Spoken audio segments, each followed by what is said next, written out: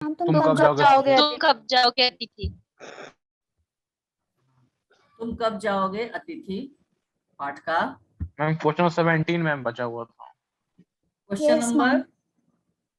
Ma'am 17। 17. 16 तक हो गया था। Yes ma'am. Yes ma'am. अच्छा, मेरी सहनशीलता की वह अंतिम सुबह होगी, इस वाक्य से लेखक की कौन सी परेशानी झलकती है? यही प्रश्न था ना। Yes, Yes, ma'am. ma'am. Ma'am yes ma'am. देखिए, लेखक और उसका परिवार, लेखक और उसका परिवार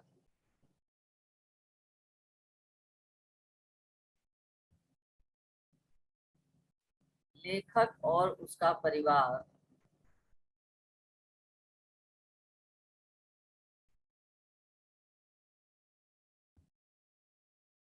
लेखक और उसका परिवार अतिथि के खर्राटों से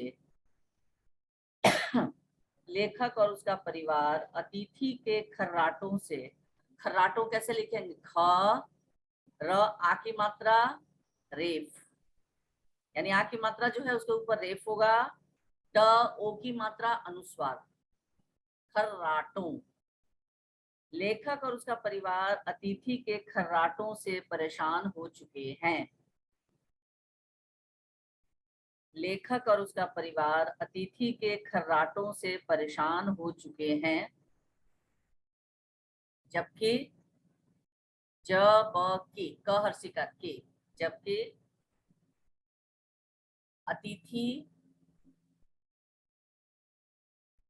जबकि अतिथि आनंद कर रहा है, जबकि अतिथि आनंद कर रहा है और वहीं रुके रहना चाहता है, और वहीं रुके रहना चाहता है। पूर्ण विराम। और वहीं रुके रहना चाहता है, पूर्ण विराम। इसीलिए पांचवी सुबह को, और वहीं रुके रहना चाहता है, पूर्ण विराम। इसीलिए पांचवी सुबह को, इसीलिए पांचवी सुबह को लेखक, इसीलिए पांचवी सुबह को लेखक अतिथि की अंतिम सुबह कह रहा है। इसीलिए पांचवी सुबह को लेखक अतिथि की अंतिम सुबह कह रहा है।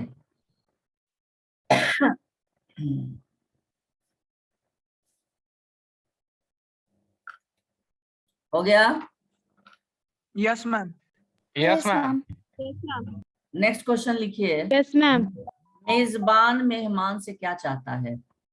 मेजबान, मेजबान मेहमान से क्या चाहता है? मेजबान मेहमान से क्या चाहता है?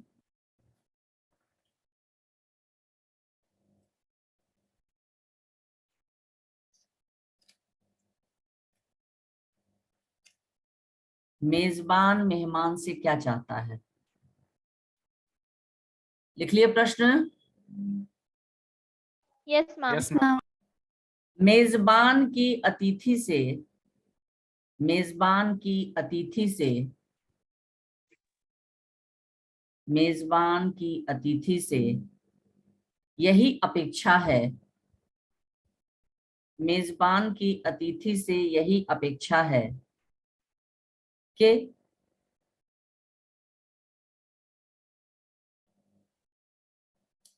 मेजबान की अतिथि से यही अपेक्षा है कि वह उसके घर से चला जाए, वह उसके घर से चला जाए, क्योंकि उसे आए, क्योंकि उसे आए 4 दिन हो चुके हैं, क्योंकि उसे आए 4 दिन हो चुके हैं।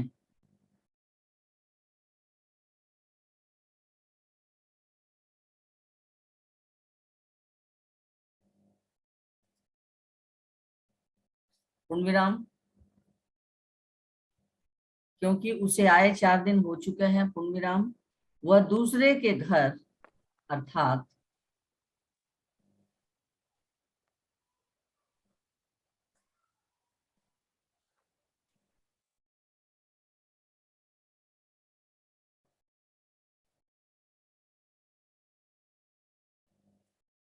वह दूसरे के घर अर्थात स्वीट होम की स्वीटनेस न खराब करे।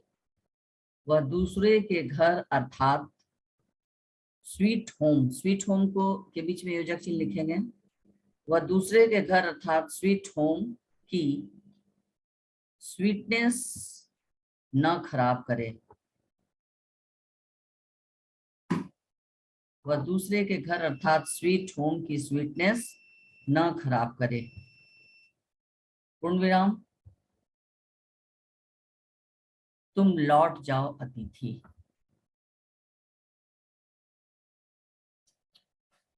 तुम लौट जाओ अतिथि।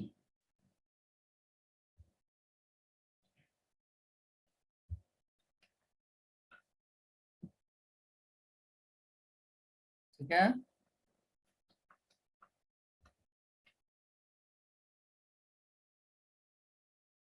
लिख लिए?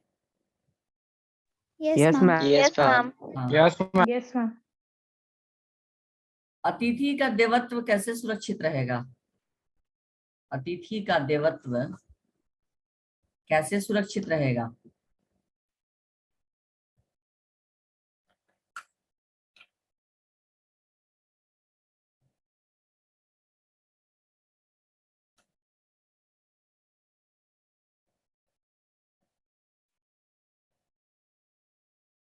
अतिथि का देवत्व कैसे सुरक्षित रहेगा?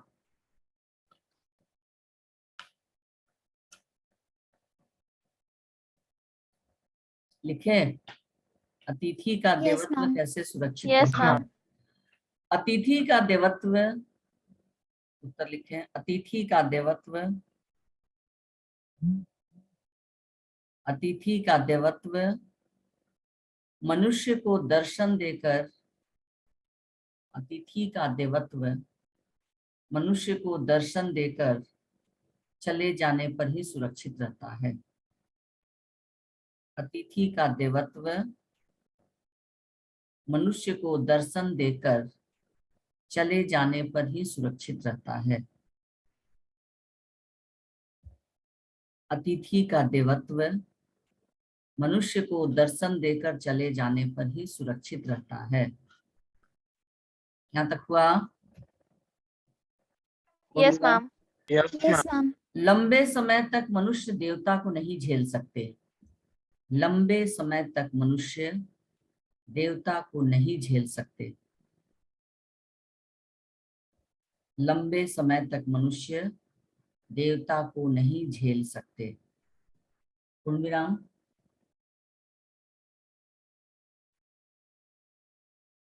लंबे समय तक मनुष्य देवता को नहीं झेल सकते।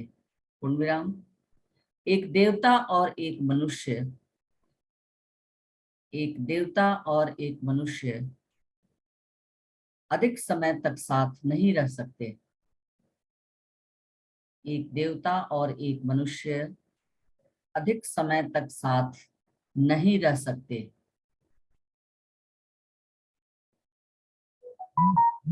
एक देवता और एक मनुष्य अधिक समय तक साथ नहीं रह सकते। देवता दर्शन देकर लौट जाता है। देवता दर्शन देकर लौट जाता है। पूर्ण विराम। देवता दर्शन देकर लौट जाता है। पूर्ण विराम।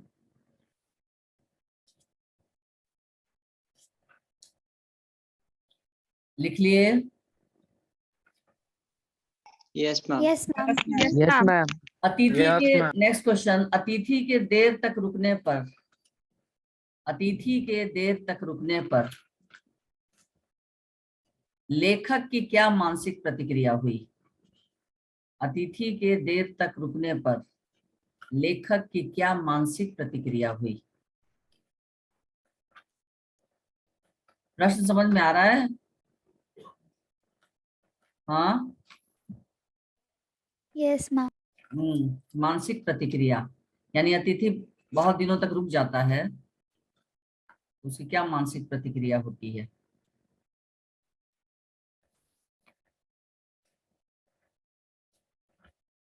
अतिथि के देर तक रुकने पर लेखक की क्या मानसिक प्रतिक्रिया हुई? चलिए उत्तर लिखिए।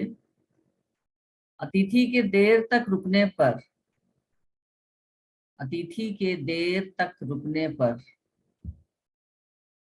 लेखक के मन से, अतिथि के देर तक रुकने पर लेखक के मन से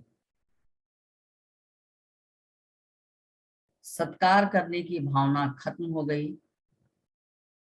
अतिथि के देर तक रुकने पर लेखक के मन से सत्कार करने की भावना खत्म हो गई और वह अतिथि के सामने, अतिथि के देर तक रुकने पर लेखक के मन से सत्कार करने की भावना खत्म हो गई और वह अतिथि के सामने खामोश रहने लगा।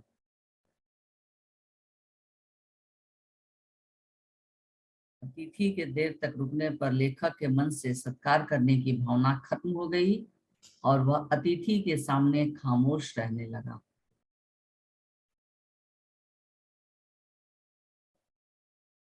और वह अतिथि के सामने खामोश रहने लगा। पूर्ण विराम। यहाँ तक हुआ?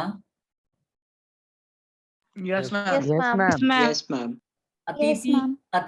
अतिथि को देखकर फूट पड़ने वाली मुस्कुराहट, अतिथि को देखकर फूट पड़ने वाली मुस्कुराहट, अतिथि को देखकर फूट पड़ने वाली, फूट में बड़ा मात्रा, फूट पड़ने वाली मुस्कुराहट धीरे धीरे, धीरे धीरे में योजक चिन्ह, धीरे धीरे फीकी पड़कर समाप्त हो गई है। फीकी, फ दीर्घिकार क दीर्घिकार दोनों में दीर्घिकार होगा। फीकी पड़कर समाप्त हो गई है। पूर्ण विराम। अतिथि को देखकर फूट पड़ने वाली मुस्कुराहट धीरे धीरे फीकी पड़कर समाप्त हो गई है। पूर्ण विराम। ठहाकों के रंगीन गुब्बारे, ठहाकों के रंगीन गुब्बारे अब दिखाई नहीं पड़ते हैं। ठहाकों के रंगीन गुब्बारे अब दिखाई नहीं पड़ते हैं।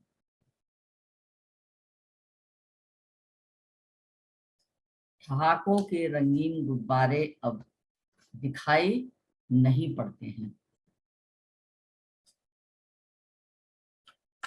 नेक्स्ट,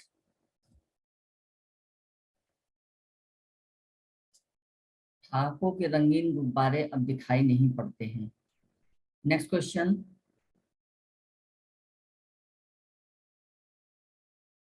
संबंधों की मधुरता जब समाप्त हो जाती है तो क्या होता है?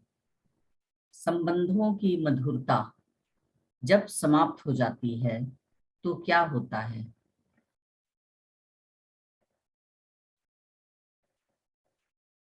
संबंधों की मधुरता जब समाप्त हो जाती है तो क्या होता है?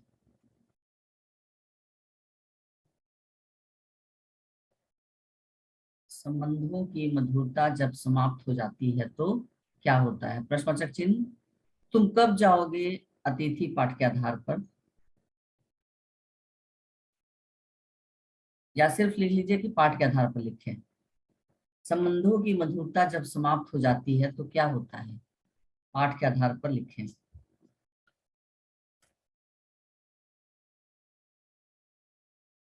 क्या आप लोगों को ऐसा नहीं लगता है कि पाठ में जो दी हुई बातें हैं वो वास्तव में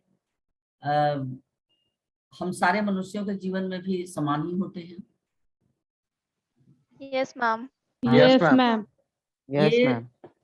किसी भी कहानी की जो पृष्ठभूमि होती है, उसका जो भाव पक्ष होता है, वो लेखक या कहानीकार वो समाज से ही तो लेता है ना? उसमें थोड़ी बहुत अपनी कल्पनाशीलता को डालता है, लेकिन विषय वस्तु वो कहाँ से लेता है? लेखक या कहानीकार समाज से ही लेता है, मानव के बीच से ही किसी भी कहानी या किसी भी समस्या को वो उठाता है। ठीक है। और जैसे प्रेमचंद युग में प्रेमचंद ने जो भी सामाजिक वर्णन किया वो उस समय की सामाजिक समस्या थी, कृषकों की समस्या थी, अनमेल विवाह, जाति प्रथा। ठीक है। बहुत सारी समस्याएं हमारे समाज में प्रेमचंद के युग में थी। तो उस समय की जो पृष्ठभूमि हुआ करती थी कहानियों की, आप लोग जब भी प्रेमचंद की कहानियों को पढ़ेंगे मानसरोवर में, उसमें आप लोग पाएंगे कि सबसे ज्यादा समस्या समाज में जो थी वो जाति प्रथा, अनमेल विवाह, ठीक है, रिश्वतखोरी। यानी प्रेमचंद की निगाहों से कोई ऐसी समस्या नहीं छूटी जिसका वर्णन उन्होंने नहीं किया।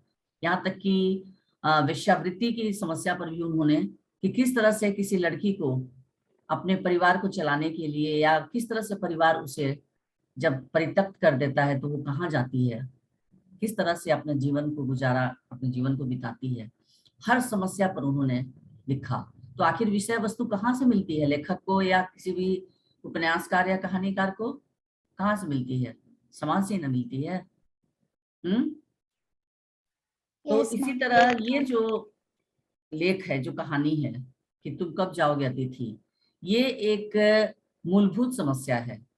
और ये अभी के समय में, अभी के संदर्भ में, ये उन अतिथियों के प्रति, उन अतिथियों को आगाह करने की कोशिश की है लेखक ने, कि जो अतिथि किसी के घर चले तो जाते हैं और बिना किसी पूर्व सूचना के, बिना किसी को बताए कि हम किसी के घर जा रहे हैं, तो कितने दिन के लिए जा रहे हैं, अकेले जा रहे हैं या साथ में कितने लोग जा रहे हैं, ये सारी बातों को बिना बताए ही किसी के घर पहुंच जाना, और जाकर वहां 1 दिन 2 दिन नहीं जबकि 5 दिन निरुद्देश्य।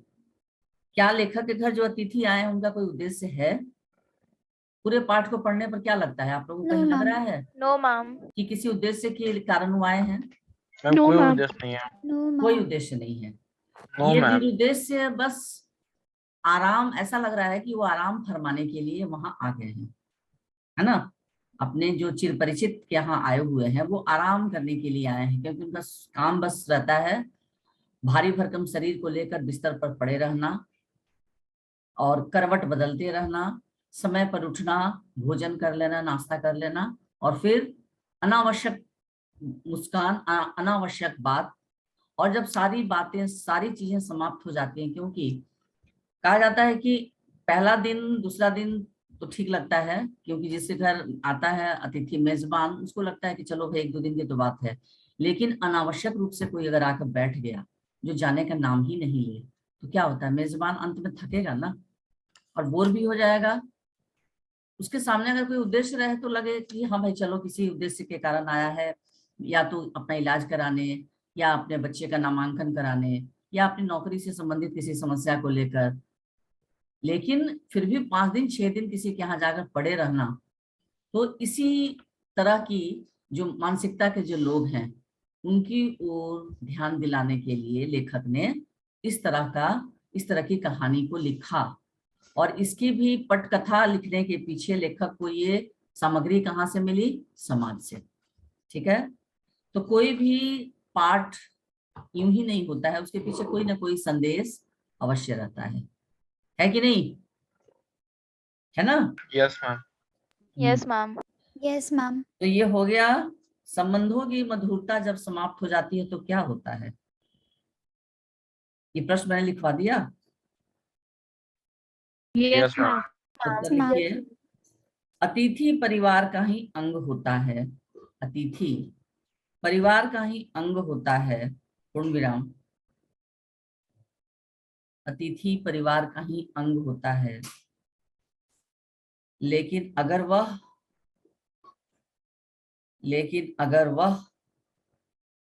अतिथि परिवार का ही अंग होता है, लेकिन अगर वह मेजबान की कठिनाइयों को अनदेखा कर, लेकिन अगर वह मेजबान यानी जिनके घर वो आता है, मेजबान की कठिनाइयों लिख लोगे ना, गलत नहीं लिखोगे ना? No, ma'am. हाँ, मेजबान की कठिनाइयों को अनदेखा कर देर तक रुक जाता है। अनदेखा कर, वो देखता है कि मेजबान जो है कितने कठिन दौर से गुजर रहा है। हो सकता है कि उसकी आर्थिक स्थिति भी चरमरा जाए, क्योंकि हर व्यक्ति अपने घर का बजट लेकर चलता है। ठीक है, तो एक अनावश्यक रूप से कोई व्यक्ति आकर यदि किसी घर पड़ जाए 5 दिन 6 दिन 1 सप्ताह, तो फिर उसके बजट पर भी तो असर पड़ता है। तो मेजबान की कठिनाइयों को अनदेखा कर देर तक रुक जाता है तो संबंधों में कड़वाहट आ जाती है। तो संबंधों में कड़वाहट आ जाती है। पूर्ण विराम। अनदेखा कर देर तक रुक जाता है तो संबंधों में कड़वाहट आ जाती है। पूर्ण विराम। मिलना जुलना एक नाटक लगने लगता है।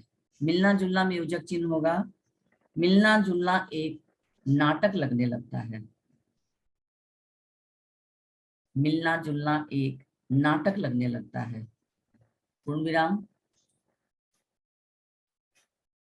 सौहार्द, दंत स में औ की मात्रा सौ, हा कर हा, द रेफ।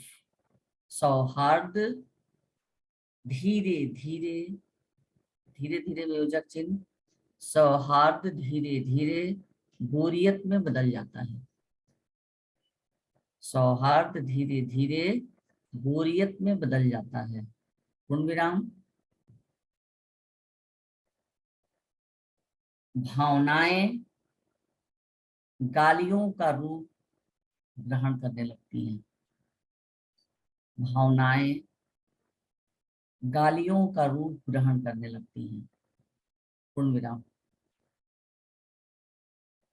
भावनाएं गालियों का रूप ग्रहण करने लगती हैं। हो गया। Yes, ma'am. सौहार्द धीरे धीरे बोरियत में बदल जाता है। पूर्ण विराम। भावनाएं गालियों का रूप ग्रहण करने लगती हैं।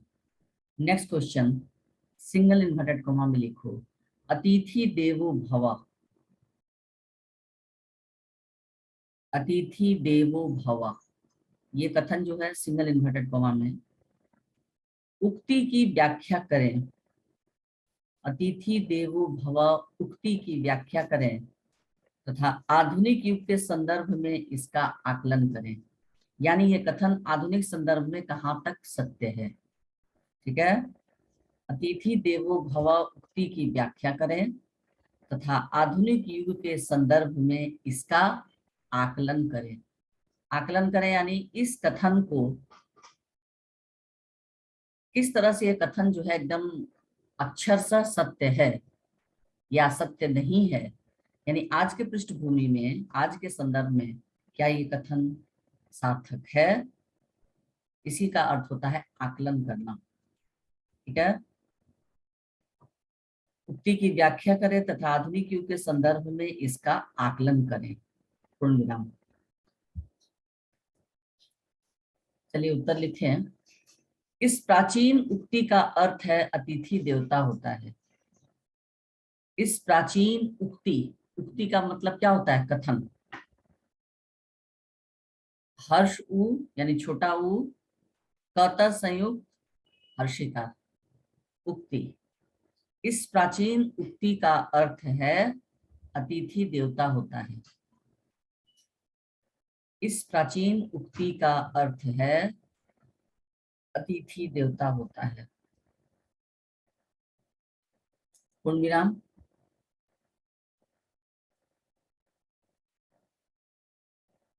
समय बदलने के साथ अतिथि के अर्थ भी बदल गए हैं।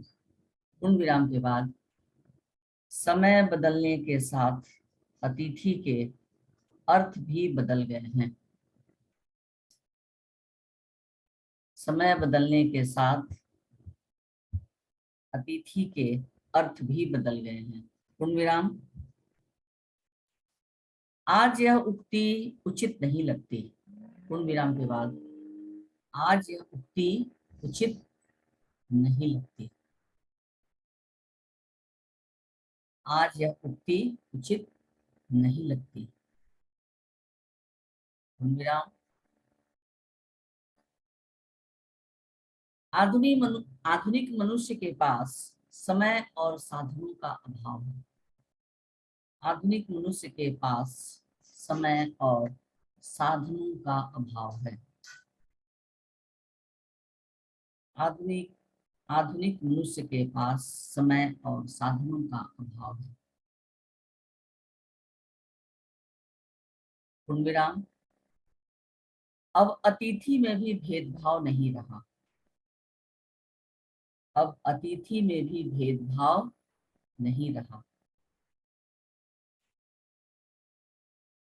अब अतिथि में भी भेदभाव नहीं रहा। पूर्णविराम। अब अतिथि में भी भेदभाव नहीं रहा। पूर्णविराम। आज अपने अस्तित्व और पहचान के लिए, आज अपने अस्तित्व लिख लोगे सही सही? Yes ma'am.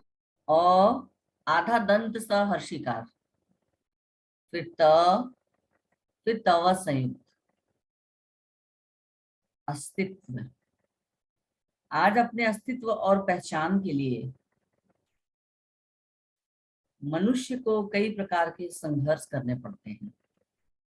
आज अपने अस्तित्व और पहचान के लिए मनुष्य को कई प्रकार के संघर्ष करने पड़ते हैं। आज अपने अस्तित्व और पहचान के लिए मनुष्य को कई प्रकार के संघर्ष करने पड़ते हैं। पूर्णविराम। इसमें उसका पैसा और समय खर्च हो जाते हैं। पूर्णविराम के बाद इसमें उसका पैसा और समय खर्च हो जाते हैं। इसमें उसका पैसा और समय खर्च हो जाते हैं। पूर्णविराम। इसीलिए आज अतिथि देवता नहीं राक्षस प्रतीत होता है। इसीलिए आज अतिथि देवता नहीं राक्षस प्रतीत होता है। इसीलिए आज अतिथि देवता नहीं राक्षस प्रतीत होता है। हो गया? हाँ, Yes, ma'am. इसीलिए आज Yes, ma'am. अतिथि देवता नहीं राक्षस प्रतीत होता है। नेक्स्ट, अतिथि के अपेक्षा से अधिक रुक जाने पर, नेक्स्ट क्वेश्चन, अतिथि के अपेक्षा से अधिक रुक जाने पर लेखक की क्या क्या प्रतिक्रियाएं हुई? प्रतिक्रियाएं मतलब प्रतिक्रिया किसे कहते हैं? यानी उसके द्वारा किए गए कार्य। किसी भी कार्य के बदले में जो किया गया कार्य होता है उसी को कहते हैं प्रतिक्रिया, यानी एक्शन और रिएक्शन, है ना। अतिथि के अपेक्षा से अधिक रुक जाने पर लेखक की क्या क्या प्रतिक्रियाएं हुई? तुम लोग गूंगे बहरे की तरह क्यों बैठे रहते हो? हाँ, नो रिप्लाई, नथिंग। सबका वीडियो भी ऑफ है। बीच में मैंने कहा है ना कि वीडियो भी ऑन करते रहोगे, लगातार ऑफ नहीं रखोगे। सारे के सारे बस एक साथ मेरे ही कंजूस, मेरे ही कक्षा में हो, 9J में।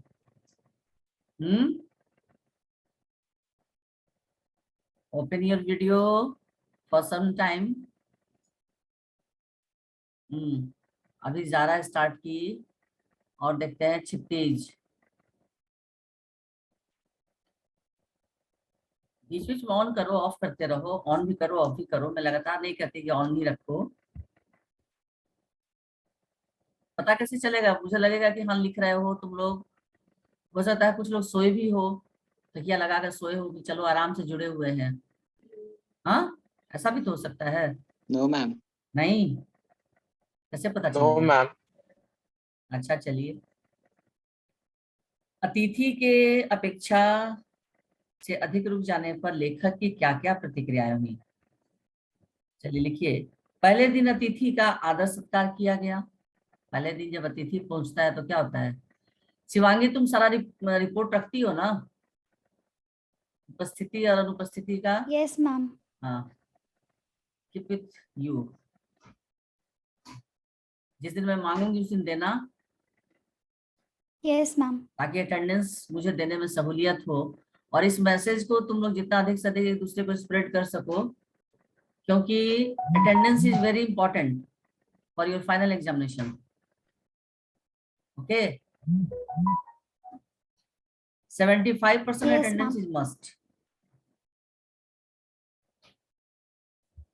हाँ, पहले दिन अतिथि का आदर सत्कार किया गया, पूर्ण विराम।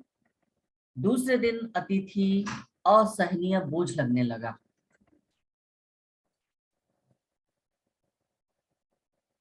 क्या ऐसा नहीं लग रहा है कि जो मेजबान थे वो बहुत जल्दी थक गए अतिथि से? हाँ, पहले दिन तो बहुत आदर सत्कार किए, लेकिन दूसरे ही दिन वो Yes, असहनीय ma'am. बोझ लगने लगा। ऐसा नहीं लग रहा है कि वो दूसरे दिन ही थोड़ा ज्यादा जल्दी उब गए? हाँ, लग रहा है ना, इतना जल्दी Yes, उनको ma'am. उबना नहीं Yes, चाहिए। ma'am. Yes, ma'am. लेकिन अतिथि जो है दूसरे दिन अतिथि असहनीय बोझ लगने लगा, पूर्ण विराम। तीसरे दिन अतिथि का देवत्व समाप्त हो गया। अब वो तीसरे दिन ही उसका देवत्व है, यानी जो पहले दिन जो विचार था लेखक के दिमाग में कि अतिथि देवो भव, पहले दिन वो देवता थे, दूसरे दिन वो बोझ हो गए, और तीसरे दिन क्या हो गया? अतिथि का देवत्व समाप्त हो गया और वह राक्षस दिखाई देने लगा, यानी बहुत जल्दी राक्षस में तब्दील हो गया अतिथि। ये भी घोर आश्चर्य की बात है ना। तीसरे दिन अतिथि का देवत्व समाप्त हो गया और वह राक्षस दिखाई देने लगा, पूर्ण विराम। चौथे दिन मेजबान की मुस्कान मुरझा गई।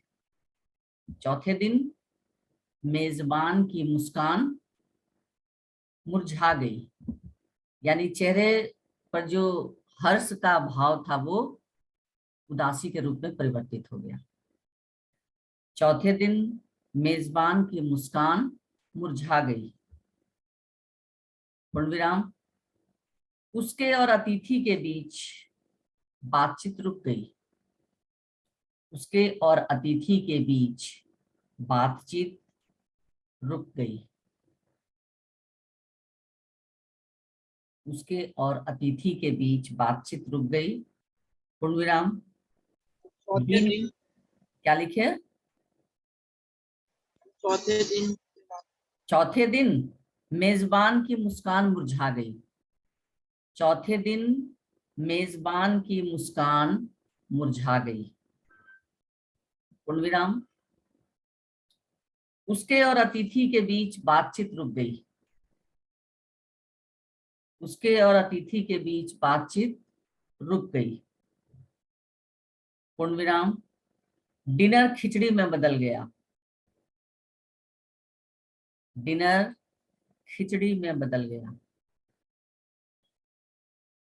खिचड़ी के बाद एक और क्या हुआ था, तो बताओ मुझे। एक दिन तो लेखक की पत्नी उपवास। को उठकर, हाँ वेरी गुड, उपवास। Ma'am, उपवास। हाँ, उन लोगों ने सोचा कि अगर अतिथि नहीं जाते हैं तो आवश्यकता पड़ने पर उपवास तक भी हम लोग चले जाएंगे।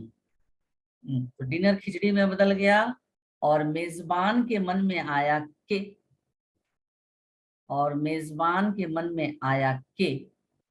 अतिथि को गेट आउट कह दिया जाए, यानी ये भावना भी मेजबान के मन में आ गई थी कि अब अगर ये 5 दिन तो बीत गया, अब अगर नहीं जाते हैं तो छठे दिन इनको गेट आउट भी कह दिया जाए। डिनर खिचड़ी में बदल गया और मेजबान के मन में आया कि अतिथि को गेट आउट कह दिया जाए।